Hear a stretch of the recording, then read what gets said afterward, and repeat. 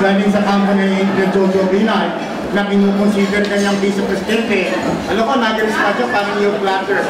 Para nakilipina ako kayo, totoo ba yung yung platter daw po eh. Ang latest mo ngayon, ano ngayon mo? Medyo tatanggapin niyo po o ba?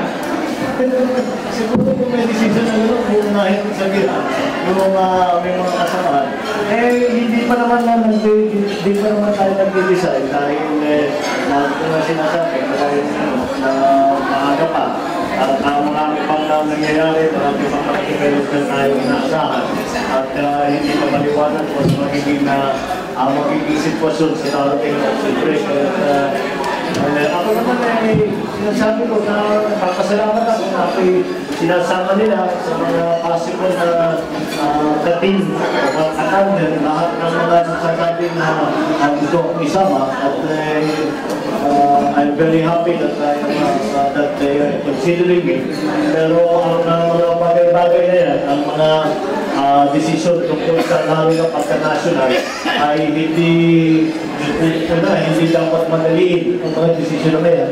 Pangalawa ay hindi kailangan na ikasama natin ang usapin tungkol sa pagpatakbo kasama ang ating partido. Kaya sa nationalista, hindi pa kami masyadong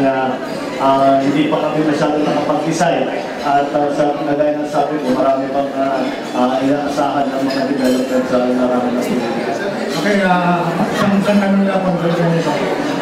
Yung mga akusasyon, yung mga aligasyon mula sa Presidente Presidente Alan Peter Cayetano, yung Coco Pimpel, yung sinasabing malawak na korupsyon ng mga pamilya Binay. Ano ang posisyon mo doon? Ikaw ba, gayon din ba paniniwala mo? Kung pagmamasdan ninyo, hindi pa ako nakapag-attend kahit isang hearing. Nag-jury doon tungkol nga sa investigasyon na kay Vice President Binay. Dahil ako'y naging busy dito sa maraming mga iba't ibang legislation, mainly about the basic law. Ngayon ay natapos ko na at pinayag ko na committee report kahapon. Ang tawag ngayon namin ay Bangsamoro Autonomous Region Law. Ito ngayon ang aming inaharap sa ating mga kapwa senador. So yung mga tungkol sa mga investigation, hindi ko masyadong nabigyan ng pansin, hindi ko napakinggan. But I cannot compare an opinion simply because I do not know enough to give an opinion. Sir, ano na po yung status ng PBL? Okay, so iayos natin yung hanay ng pagtatanong. So isa-isa, sunod si King Cormaran. Isang question lang, then follow up the next para hindi katagal. Yes, Senator, kala ko kanina si Martin ka. Pero mas maayos ka kayo. Mas maayos ka kay Mr. Martin. Parang mas bata ka din yan. Pero ako mas bata ka. Kasi nalito ko sa kasi magpisa naman ho kayo, tama po ba? Kaya mas bata ka din yan ni Mr. Martin. Anyway, ang tatanong ko po, Senator, ang itatanong ko po ay hindi po sa uli ng pagparito ng isa. Yung consultation po ninyo doon sa mga taga-Bicol at taga-Quezon Province tungkol po sa coconut levy fund. Ano po ba ang ginawa mong aksyon? Since nung umalis ka po doon sa Queen Margaret, ay ano po ang ginawa mong aksyon? Mula doon marami nang nangyari. Nakipag-ugay ako sa aking kagaya ng aking pangako sa ating mga magsasakang na nagsasaka ng yun. Ay tinignan ko na mabuti yung batas na nakasalang ngayon sa Senado kung anong gagawin doon sa Coco Levy Fund. At mabuti naman at yung chairman ng Committee on Agriculture ay yung aking kasama rin sa nationalista, si Senator Cynthia Villar. At nakausap ko na siya at sinasabi ko nga na pagdating ng oras na gusto ko sana magbigay ng mga amendment, amyendahan ang kanyang proposed bill para maging maliwanag na maliwanag na yung Popularity Fund ay hindi magagamit sa ibang bagay kung hindi lamang para sa industriya ng nyugat at saka sa ating mga magsasaka at ang kanilang pamilya. Kaya meron naman mga safeguards na alista na mabuti, pero palagay ko pwede pang patimayin. Kaya yun ang aking nasusunod na gawin. At nakiusap na sa ating mga kaibigan sa House of Representatives dahil meron ding batas sa House of Representatives na parang yan, kung sakali man, kung kakayanin, ay doon din ay lalagyan din namin ng mga safeguards para maging matibay yung batas na maliwanag kung saan gagamitin ang malaking pondo na Popularity Fund. Napakaganda po ng sinabi mo, Senator. Sana po ay mangyari yan. Bilang rules ay mangyari po yan. Para po kay future Senator Martin, na-idol po siya.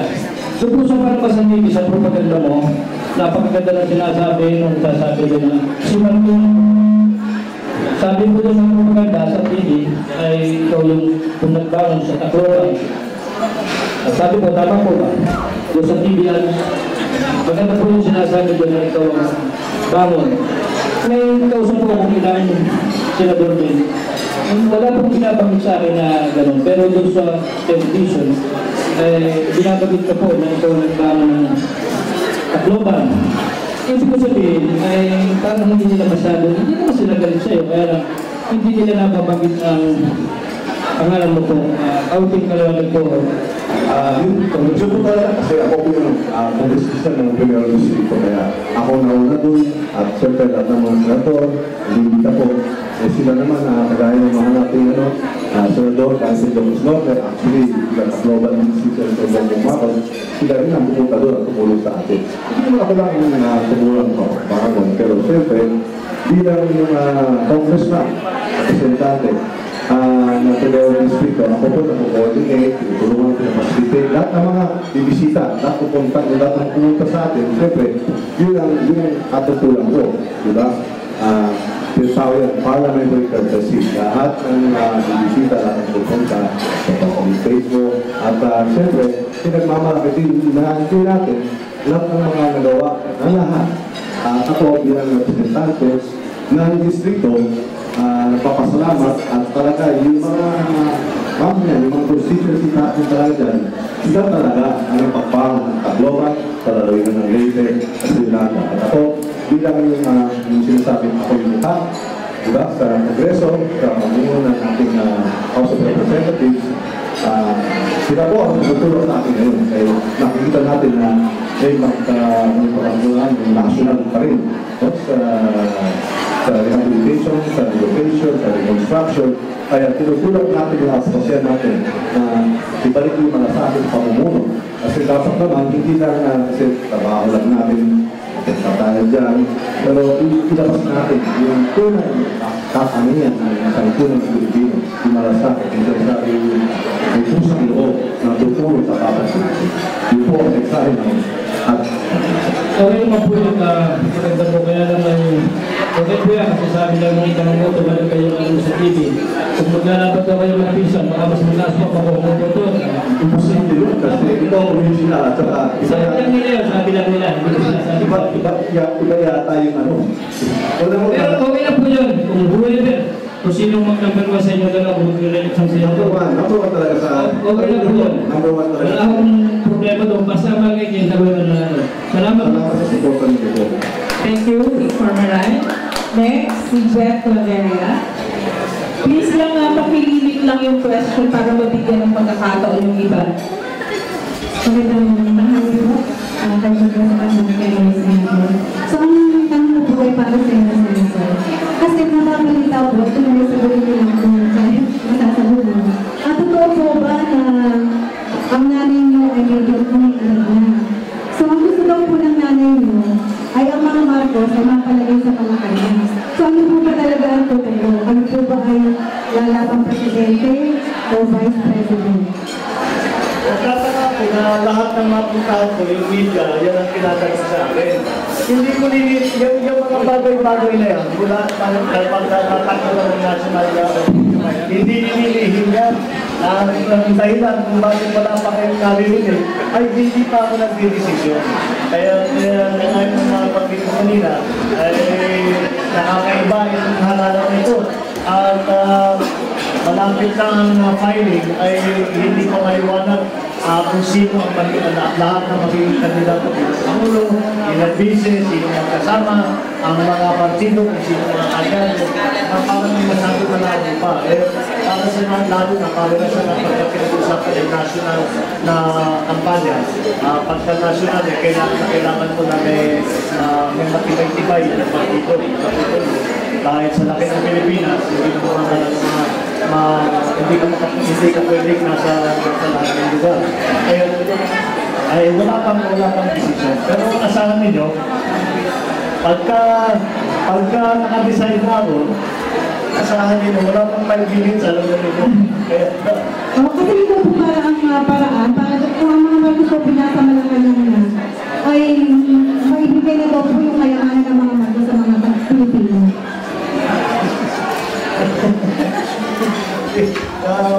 Palagay ko, nakuha na lahat ng kayamanan ng mga Marcos. Nakuha na noong nakarang 30 taon at kinuha na ng mga gobyerno. I am proud to say that the only thing that I inherited from my parents is my good name. At as I said, kinuha na. Pero kung kami ay hindi tumatakbo bilang senador, bilang pangulo, bilang kahit na ano, upang pag-usapan ang kayamanan na kinuha sa amin kung hindi para magbigay ng servisyo. At yan ang turo sa amin ng aking ama at yan ang aking pinapagpatuloy na ang punot-dulo kung bakit may Marcos pa rin sa Pilipinas ay para mag-servisyo. Kaya ito mo naman isa para mapahinga natin tayo sa Sen. Reaction lang po sa plano po ng COMELEC na yung malungala nilang long campaign period. Ano po masasabi nyo dito? Long campaign period. Kami kayo kasi, una-una, proposal na ito, no? Kailangan pa natin pakinggan yung basihan. Siyempre naman, sabatin kung dahilan para makilala ng mga kandidato, para mas mahaba yung panon na ikot. Pero yung alam lang natin po, bilang sa mga masotas, yung eleksyon doon, yung period covered by the law. Kung gusto nila bakuin, malamang kailangan amendahan yung batas. Kaya kailangan din ng consultation dito sa mga congressman sa mga senador. Hindi pwede kumuha ng bagong regulations na amendahan yung batas. Kaya kailangan sa tingin natin, kailangan bumalik ko lang sa kongreso at amendahan yung batas bago yung COD. Alam na mo, kung saan po yung alyansa ng lakas at plano na? Ayun, wala pa naman. Wala pang formal, no? Kaya hindi pa nakaroon yun. Hindi pa nakaroon yung period ng mga convention. Magpapokus kami siguro pangalawang linggo ng September, no? At kung siguro, kaya malamang lahat ng mga matas ng mga leaders natin dito, makakasisyon na. Kaya alam ko rin pa, hinintay nila yung sinatawag ng ghost month ng Agosto, di ba? Pangalawang linggo ng September, tapos na makakaisip at nakadecide na isang linggo ang bago ng deadline. Kaya kami naman sa lakas, magpulong kami sa isang convention at siyempre bago sa convention may focus kami. At kung kami pagmula sa kung ano ang gusto ng consultations natin mga constituents. Kasi napito ko na natin dito mga consultants sa mga national leadership kung sino ba talaga tatakbo ng posisyon para doon kami makakadesisyon kung anong klase ng koalisyon, alyansa, at kung saan tayo pupunta. Okay, maraming salamat. Olan? Good afternoon, Senator Bo. The first question regarding sa BPN ko. Ano po ang standing sa BPN at ano po ang masasabi ko dito ba ay makakapasa sa darating na panahon at yung sinasabi? You said a while ago na kayo na po sa BPN. Ano po ang standing mo? Apa, saan po? lahat ng ginagawa namin sa last isang taon na ay para panalayin at mabuo at matuloy itong hakbang na ito sa prosesong kapayapaan. Malagay ko, ang tawag namin ngayon sa batas, hindi na BBL. Dahil yung BBL, wala na. Patay na yung BBL. Hindi papasa sa House, hindi papasa sa Senado. Kaya gumawa ko ng substitute bill. Ang tawag ngayon namin ay is the Bangsamoro Autonomous Region Law. At ito ay yung committee report, yung substitute bill, pinahil ko kahapon sa Senado. At bukas, tatayo ako at magbibigay ako ng sponsorship speech para ipapaliwanag ko yung aming mga pinagdaan, yung aming binago.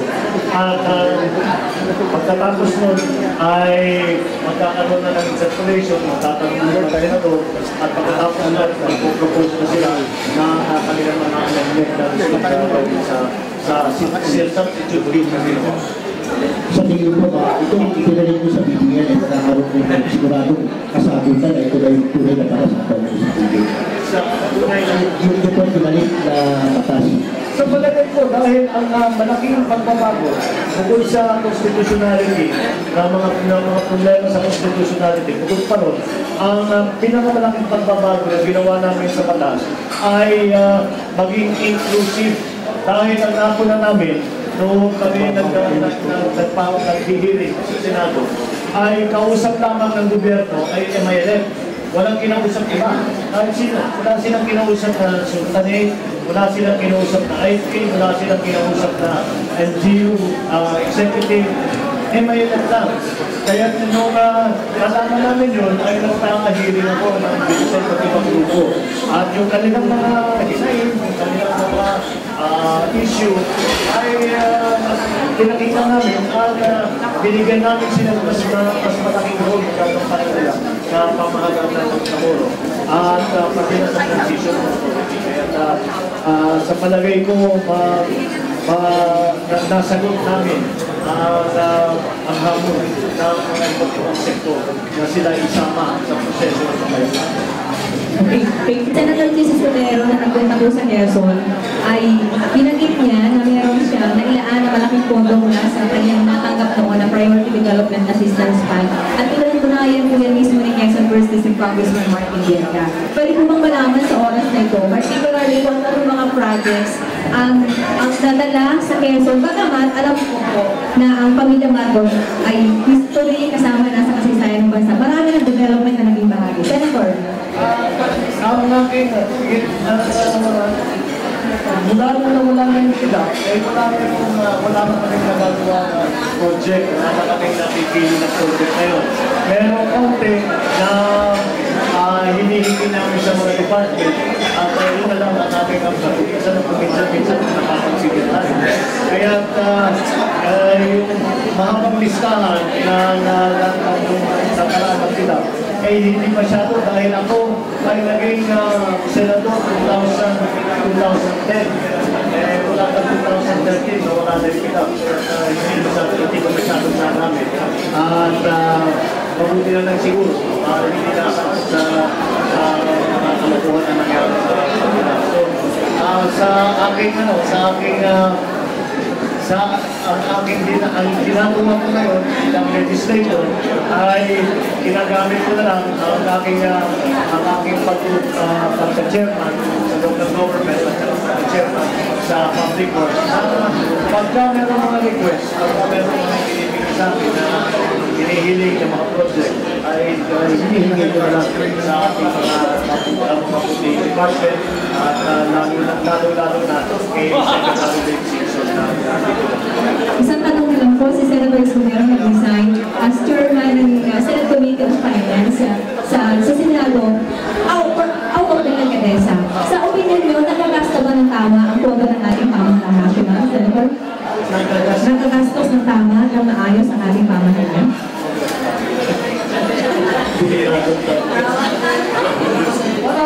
Kaya kanina nagsimula na yung hearing sa sa House of Representatives tungkol sa susunod na budget. Kasi kung marami yata nakita sa mga lump sum. Ang problema kasi sa lump sum, isang malaking pondo, hindi mo malaman eksakto kung saan pupunta. Eh sa budget, hindi maaari na gano'n. Kaya sa makikinig na natin, sitiyakin natin na siguro hindi lamang sa kung tama ang polisiya ng ating pamahalaan, kung hindi, kung sa kanilang nasasabi na sinusunod ng polisiya ay talagang nasusunod ang proper procedures para sa appropriation. Dahil ito ay nagiging pa. Ipinangako naman sa atin na yung mga lump sum na nasa budget sa ngayon ay bibigyan ng detalye. Yan ang mga natin na hindi mapunta sa hindi tamang na Salamat po. May magpapatay para sa Senado. Thank you, sir. Maraming salamat. Sige, last two questions. Last two questions si Joey Lisa.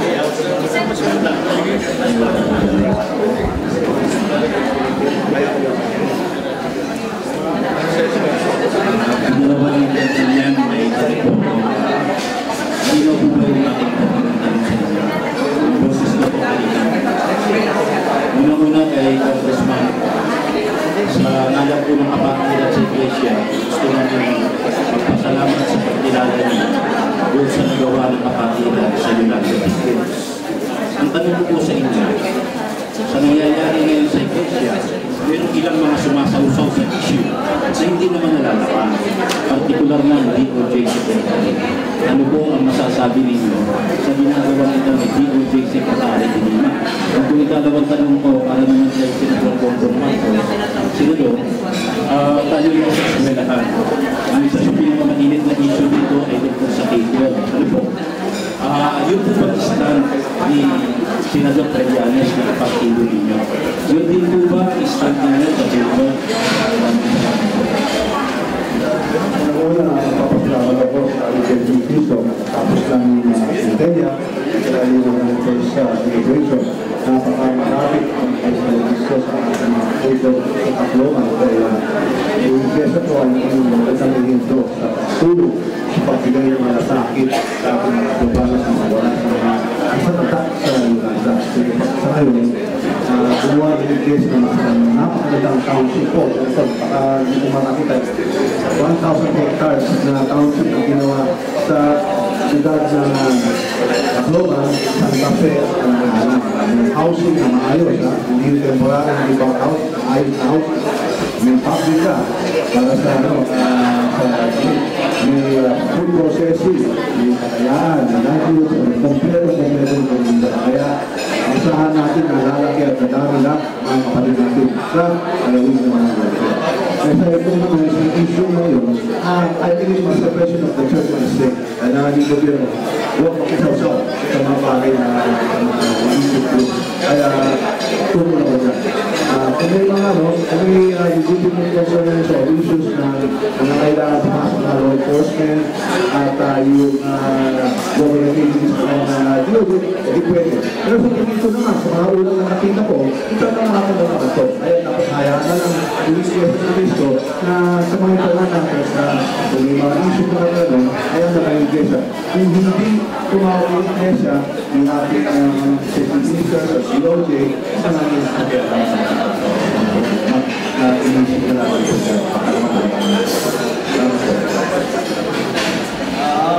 sasagutin ko na rin yung sagot na yun.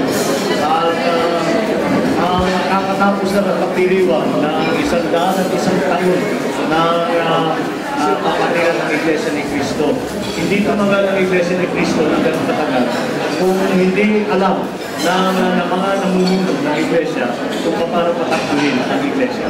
Kaya siguro kung may mga sangayon nga po, at internal matters, ipabaya natin sa mga namumuno sa Iglesia at silang nakakalam kung ano dapat gawin.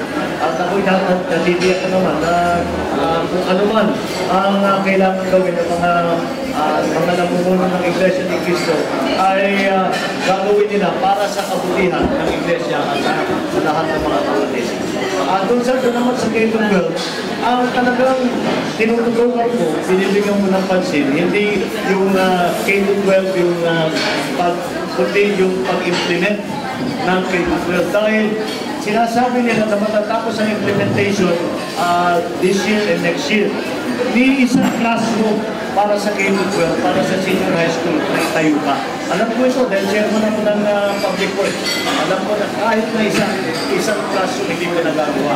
Pangalawa, kailangan nilang dagdagan ng teacher. Pagka lang po 36,000 kailangan nila ng teacher. Isa, wala pa silang nakukuha. Kaya hindi ko masyadong makuha. Medyo na naguguluhan ako pag sinasabi sa amin na schedule may katatalaman. Paano mangyayari yun? Kaya ang nangyayari lamang, imbis na nagkakaroon ng extra 2 years, ang ginagawa lang ay nagpapatulong ang DepEd sa CHED. At ang nangyayari yung mga kurso na dapat sa 3rd year and 4th year, ang nagtutulong yung mga profesor ngayon sa iba't ibang kolehiyo. Hindi ito pwedeng, we cannot sustain that kind of system. Kaya kung talagang naniniwala ang pamahalaan na kailangan ng tagal ng 2 taon pag-aaral na natin mga kabataan ay kailangan talaga pag-isipin na mabuti na kung paano yung implementasyon. Dahil parang hindi naman sa parang ang nakikita ko yung sistema ng pag-implement ng plano ng K-12 parang hindi na pag-isipan ng mabuti.